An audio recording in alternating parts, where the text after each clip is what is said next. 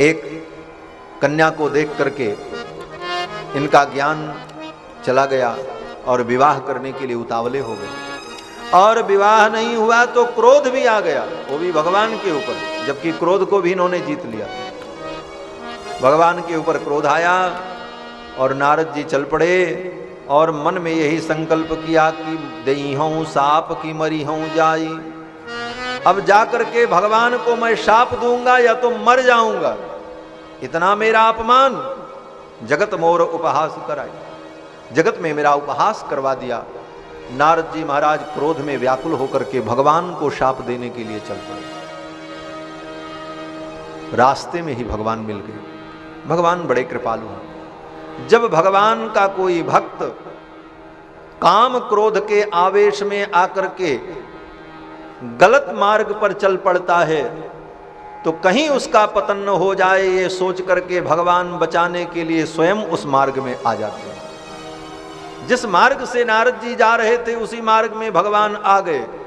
बीच ही पंथ मिले दनु जारी, बीच ही रास्ते में मार्ग में भगवान मिल गए। और भगवान को देखते ही तो नारद जी महाराज को क्रोध आ गया।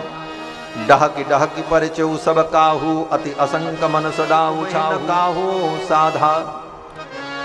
आपको कर्म का कोई बंधन नहीं है, परम स्वतंत्र न सिर पर कोई, लेकिन आज तक आपको कोई मिला नहीं था, आज भले मिले हो, आज मैं शाप दूंगा।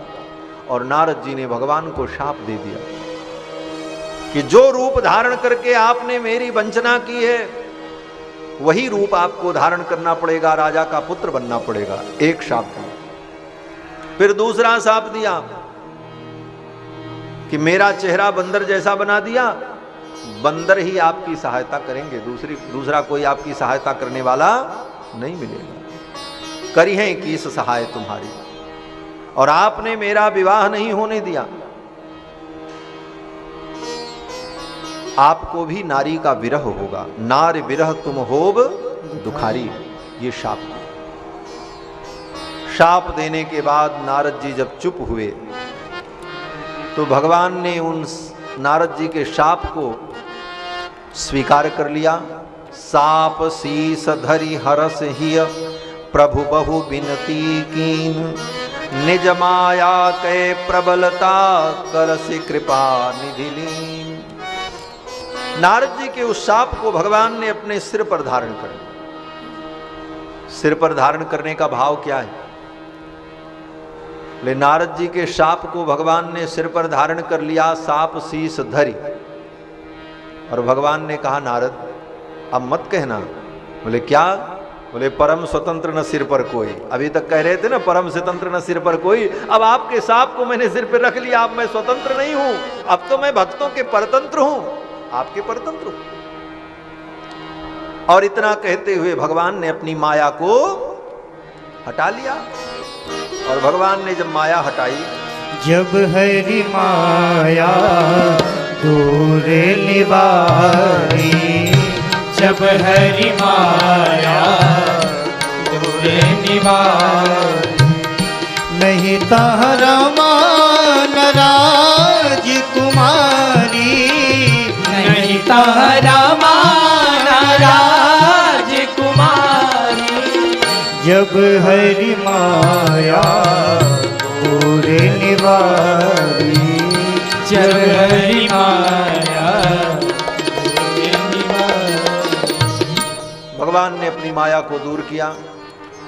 नहीं तहरमान राजकुमारी, न वहां पर लक्ष्मी जी थी न राजकुमारी थी, क्योंकि भगवान जब इस बार प्रकट हुए थे तो लक्ष्मी जी को साथ में लेकर के प्रकट हुए, और बगल में वो विश्व मोहिनी माया भी थी। संग रमा सोई राज कुमारी। इसीलिए तो नारद जी को और क्रोध आ गया। नारद जी ने देखा, नारद जी ने कहा हमारा एक भी ब्याह नहीं होने दिया और अपने दो दो ब्याह करके बैठे हुए। इसीलिए तो नारद जी को और क्रोध आया। लेकिन सब तो भगवान की माया थी। भगवान ने माया दूर की। नहीं तह रमान राज कुमारी। और तब नारद जी को लगा कि ये तो बहुत बड़ा अपराध बन गया। नारद जी चरणों में गिर पड़े। तब मुनि अति सभीत हरिचरणा गहे पाहि प्रणतारति हरना। और नारद जी ने कहा मृषा हो मम साप कृपा। नारद जी ने कहा मेरी वाणी झूठी हो जाए, मेरा शाप झूठा हो जाए। तो भगवान ने कहा मुनिवर आप दुखी न हो, आपने जो कुछ किया है वो सब मेरी इच्छा से हो रहा है। मम इच्छा कह दीन दयाला। भगवान ने कहा मेरी इच्छा का परिणाम है, और सच्ची बात है जो कुछ होता है भगवान की ही इच्छा से होता है। भगवान की ही ऐसी लीला थी। फिर भी नारद जी के मन में संतोष नहीं हुआ। नारद जी को अपराध बोध हो रहा था कि मैंने अपने प्रभु को शाप दे दिया। नारद जी ने कहा मेरे मन को शांति कैसे मिलेगी? तो भगवान ने कहा जाओ, जाकर के भगवान शंकर के नाम का जप करो। जपहु जाहि शंकर सत नामा।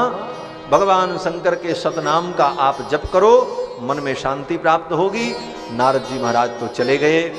भगवान शंकर कहते हैं भगवती पार्वती से कि हे देवी, नारद जी के शाप के कारण भी भगवान का अवतार हुआ। भगवान के अवतार का यह भी एक कारण है। नारद शाप दीन एक बारा, एक कल्प तेह लगे अवतारा। इस कारण से एक कल्प में भगवान का अवतार हुआ। भगवान के अवतार के और भी कारण का निरूपण किया है। स्वयंभू मनु शत्रुपा के तप के कारण भगवान इनके पुत्र बनकर के आते हैं, यह भी एक कारण है।